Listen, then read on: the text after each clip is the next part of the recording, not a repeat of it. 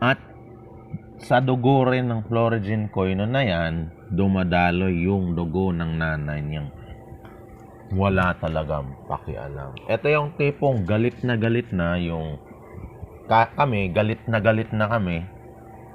Sino ba kami? Yung nilalapitan niya pag nangangailangan.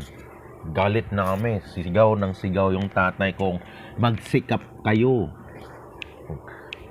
Wala siyang pake. As long as makunan ka lang niya ng mga pag-aari. Yan ang nasa Florigine mo. Ito pa, galit na yung may-ari ng bahay na si Evelyn. Gusto na niyang magkabahayan ng sarili. Wala talagang pakialam yung Maribik. Ganyan ang nasa dugo ng Florigine Koino mo. Yung putang ina, kinapitan ka ng kalawang.